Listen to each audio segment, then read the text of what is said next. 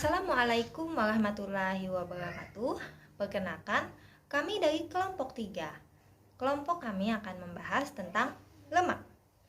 Apa sih lemak itu? Lemak merupakan salah satu nutrisi yang dibutuhkan oleh tubuh kita, sebagaimana karbohidrat dan juga protein. Lemak dilabeli buruk oleh sebagian orang. Lemak dianggap sebagai perusak penampilan dan juga mengganggu kesehatan. Padahal, lemak berperan penting bagi tubuh kita loh.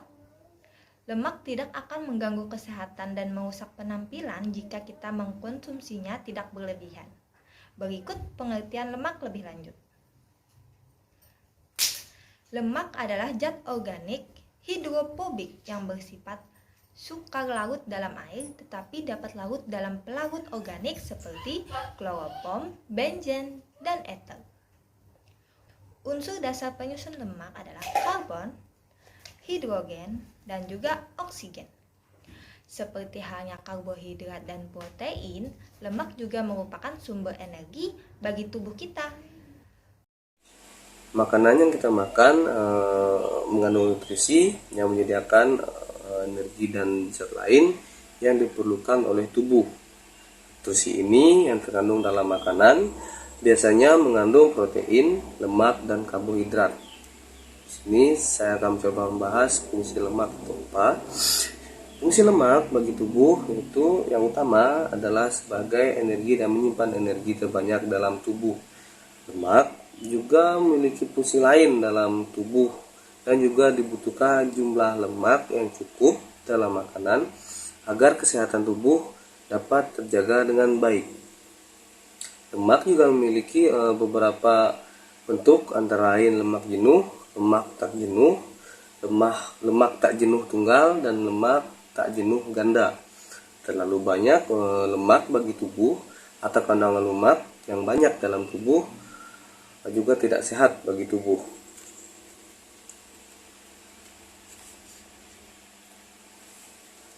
Fungsi lemak bagi tubuh itu ada beberapa. Pertama, berfungsi sebagai sumber energi. Lemak adalah makanan sumber energi yang paling besar dan setiap gramnya lemak mengandung 9 kalori ya. Kalori yang dihasilkan lemak lebih besar daripada karbohidrat dan protein. Kalori sendiri dapat berfungsi sebagai bahan bakar bagi tubuh untuk beraktivitas. Fungsi lemak dalam tubuh selanjutnya itu membantu tubuh agar vitamin yang masuk dapat tersalurkan dengan baik. Lemak adalah salah satu zat yang membantu vitamin A, D, dan E, dan K agar larut ke dalam usus. Lemak juga membantu vitamin-vitamin tersebut agar menyerap zat-zat penting dari vitamin-vitamin tersebut. Kemudian yang ketiga, pembangunan sel tubuh. Lemak adalah bagian penting dari sel-sel yang ada di dalam tubuh. Lemak juga membantu sel-sel dalam tubuh agar dapat terbangun dengan baik. Selain itu, lemak juga menyusun sel-sel agar sel tersebut dapat bekerja dengan baik. Sebagai contoh, lemak membantu menyelimuti setiap sel dalam saraf agar dapat mengantarkan pesan lebih cepat dan baik. Kemudian, pembangunan hormon.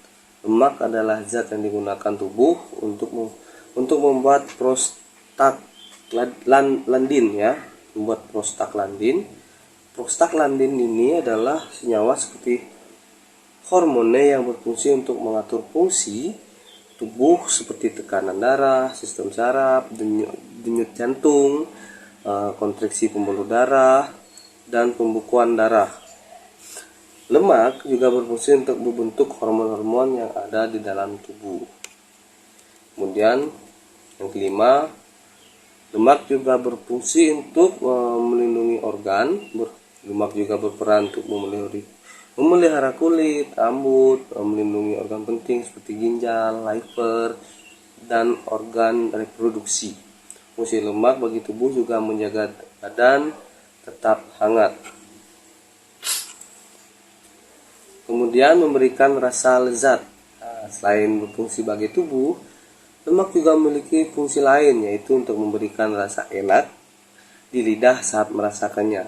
Nah, makanan yang mengandung lemak akan terasa lebih gurih dan lebih renyah daripada yang tidak mengandung lemak. Nah, sebagai contoh, kentang goreng lebih enak daripada kentang rebus.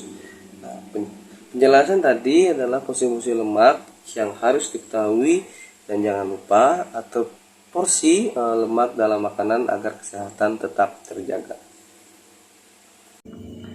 Baik, saya Imadi Artawan akan melanjutkan untuk memaparkan materi pada poin apa saja makanan yang mengandung zat lemak.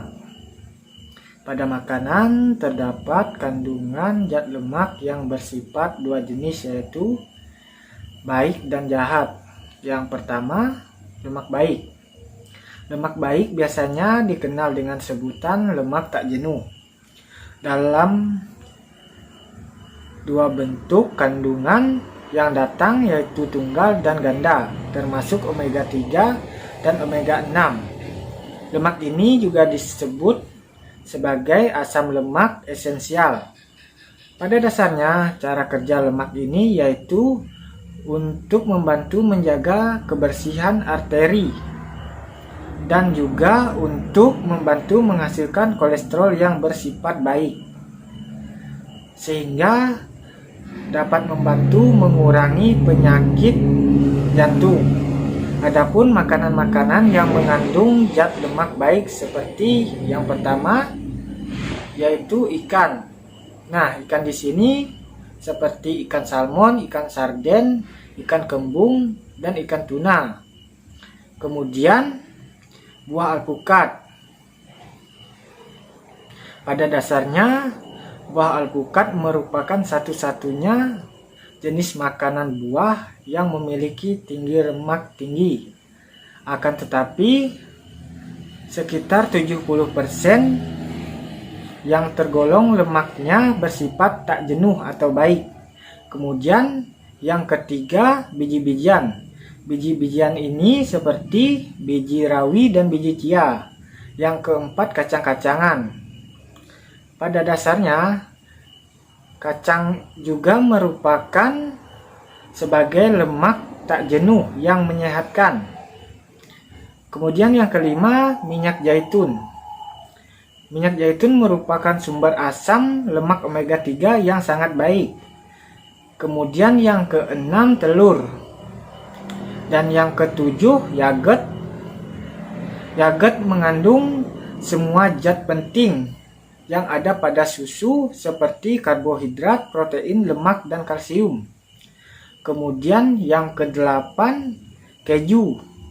Keju merupakan makanan yang tinggi lemak yang tak kalah sehat, yakni sebagai lemak pada keju merupakan asam linoleat. Kemudian yang terakhir, kelapa. Kelapa merupakan makanan sumber lemak jenuh. Bahkan sekitar 90% kandungan lemaknya bersifat baik. Baik, yang kedua yaitu lemak jahat. Lemak jahat biasanya disebut dengan lemak buruk dan lemak jenuh. Dampak konsumsi lemak jahat yaitu dapat meningkatkan kolesterol jahat dan mengurangi kolesterol baik pada tubuh. Kedua jenis lemak inilah yang dapat meningkatkan resiko penyakit jantung di kemudian hari. Adapun makanan-makanan yang mengandung zat lemak jahat, yang pertama yaitu makanan yang mengandung kadar minyak. Kemudian yang kedua, ayam goreng. Kemudian yang ketiga, coklat. Kemudian yang keempat, donat. Kemudian yang kelima, daging merah atau daging olahan seperti daging sapi maupun daging babi. Kemudian biskuit dan kue. Jenis makanan seperti ini dikaitkan dengan peningkatan kadar kolesterol darah. Jika asupan lemak lebih dari sekitar 10% dan asupan energi harian, jumlah kolesterol jahat dalam darah akan meningkat. Hal ini memicu tersumbatnya pembuluh darah. dan bisa menyebabkan terjadinya penyakit jantung. Metabolisme lemak adalah proses di mana asam lemak dicerna kemudian dipecahkan untuk menghasilkan energi atau disimpan sebagai cadangan energi di dalam tubuh. Proses metabolisme lemak terjadi di dalam usus dan dibantu oleh enzim lipase yang terkandung di dalam usus. Lalu, bagaimana proses metabolisme lemak berlangsung? Lemak atau trigliserida mengalami proses lipolisis di dalam sitoplasma, yaitu proses pemecahan lemak menjadi 3 asam lemak dan gliserol. Gliserol inilah yang akan masuk ke dalam proses metabolisme lemak. Gliserol mengalami glikolisis sehingga membentuk gliseraldehid 3-fosfat. Selanjutnya, gliseraldehid 3-fosfat membentuk piruvat, kemudian membentuk asetil-CoA sehingga dapat memasuki siklus Krebs. Nah, dari siklus Krebs inilah dihasilkan energi. Nah, itulah penjelasan dari kami mengenai lemak. Kurang dan lebihnya mohon dimaafkan. Wassalamualaikum warahmatullahi wabarakatuh. Baik, saya Ibu Sardika akan melanjutkan kembali. Tadi teman-teman saya sudah memaparkan materi yang ada di PPT ini, dan berikut saya akan memberi video untuk pengenalan lebih dalam dengan si lemak. Apa itu si lemak? Simak videonya berikut. Mari berkenalan dengan si lemak. Wah, ada gorengan. Gak apa-apa lah, dimakan sekali-sekali saja kok. Eits, seringkali kita merasa bahwa kita baru mengkonsumsi sedikit lemak. Padahal, lemak ini bisa saja tersembunyi di banyak makanan. Tak terasa, kita mungkin mengkonsumsi lemak lebih banyak dari batasnya. Akibatnya, resiko kegemukan meningkat. Lebih gawatnya lagi, kegemukan adalah gerbang dari banyak penyakit loh, seperti penyakit jantung, stroke, diabetes, osteoporosis, dan lainnya. Berapa ya batasan konsumsi lemak yang disarankan? Konsumsi lemak sebaiknya tidak lebih dari 67 gram atau setara 5 sendok makan per hari. Ingin tahu jumlah kandungan lemak dalam makanan kita sehari-hari? Makan pagi, 1 piring nasi goreng, 25 gram lemak. 9 pagi, 1 buah donat, 14 gram lemak. Makan siang, 1 mangkok soto Betawi, 41,5 gram lemak. 9 sore, 3 potong gorengan, 28,2 gram lemak. Makan malam, 1 nasi plus ayam goreng plus tempe goreng, 35,2 gram lemak. Dengan total per hari, 143,9 gram lemak per hari. Tak terasa makanan yang kita jumpai sehari-hari mengandung cukup banyak lemak. Karena itu, kita perlu pandai-pandai memperhatikan jenis makanan yang kita makan, supaya batas asupan lemak per hari tidak terlampaui. Tidak hanya jumlah, jenis lemak pun penting diperhatikan. Jadi, lemak bisa dibagi menjadi 2 macam, yaitu lemak baik dan lemak jahat. Lemak jahat adalah lemak yang meningkatkan resiko seseorang terkena penyakit jantung. Contohnya yaitu lemak jenuh dan lemak trans. Lemak jenuh adalah lemak yang terdapat pada gaji atau lemak hewan, kulit ayam, produk susu dan turunannya, minyak kelapa sawit yang lazim digunakan oleh ibu-ibu sebagai minyak goreng. Sementara, lemak trans terdapat pada margarin, makanan siap saji, dan snack. Ada pula lemak baik yang tidak meningkatkan resiko penyakit jantung.